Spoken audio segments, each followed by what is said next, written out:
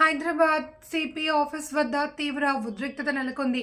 కౌశిక్ రెడ్డిపై దాడి చేసిన వారిపై ఫిర్యాదు చేసేందుకు హరీష్ రావు కార్యకర్తలతో కలిసి సిపి ఆఫీస్కు వెళ్లారు. దీంతో అందరికీ అనుమతి లేదంటూ పోలీసులు వారిని అడ్డుకున్నారు.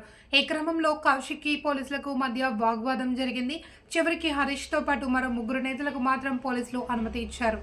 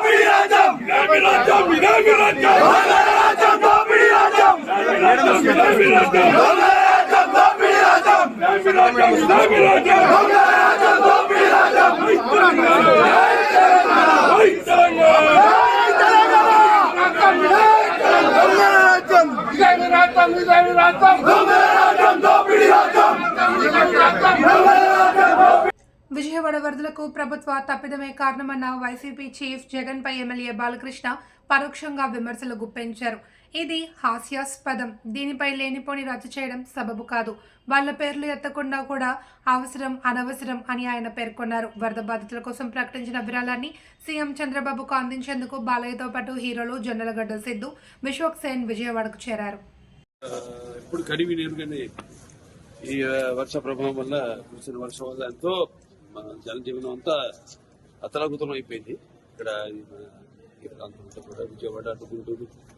సో మనం కూడా చెప్పడం జరిగింది. నా 50 సంవత్సరాలు పూర్తి చేసుకున్న సందర్భంలో ఇట్లా నాన్నగారి నుంచి కూడా ఎలా ఆయన ఎప్పుడు ఎటువంటి విపత్కర పరిస్థితి వచ్చినా రాష్ట్రాలకి, అంటే ఇప్పుడు ఆంధ్ర తెలంగాణ కాబట్టి ఏ రాష్ట్రమైనా ప్రాంతాలు వేరైనా మన అంతరంగాలు ఒకటేనన్నా, యాసలు వేరుగా ఉన్నా మన భాష తెలుగు భాష అలా అన్నింటినీ కలిపారు ఎన్టీ రామారావు.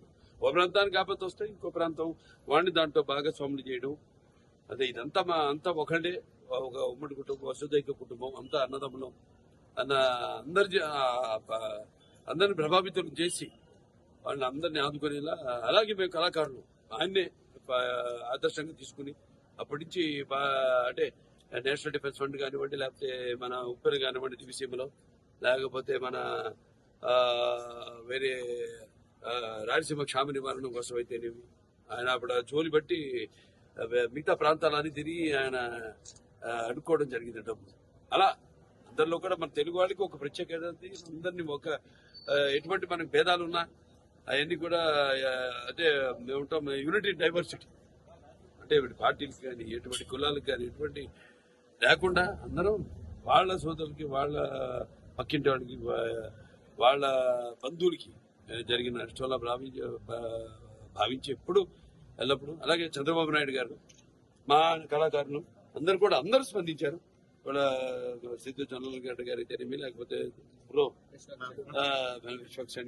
విశ్వసేన్ గారు అయితేనేమి, అలా చాలా మంది అన్నట్టు ఎవరికి వాళ్ళు షూటింగ్ లో వాళ్ళ పనులు ఉంటారు. ఇప్పుడు మాకు గాడి దొరికింది కాబట్టి ఒక్కరోజు వచ్చేసి, ఎందుకంటే ఇప్పుడు అనౌన్స్ చేసి చాలా రోజులైంది, వచ్చేసి మా సహాయార్థం ప్రజలకి ఇక్కడ బాధితులకి ఈ యొక్క సీఎం రిలీఫ్ ఫండ్కి ఏదైతే వచ్చింది మేము అనౌన్స్ చేసామో అది ఇవ్వడానికి వచ్చాం. అలాగే చాలా మంది కూడా ప్రభావితులయ్యి వాళ్ళు అనౌన్స్ చేయడం జరిగింది.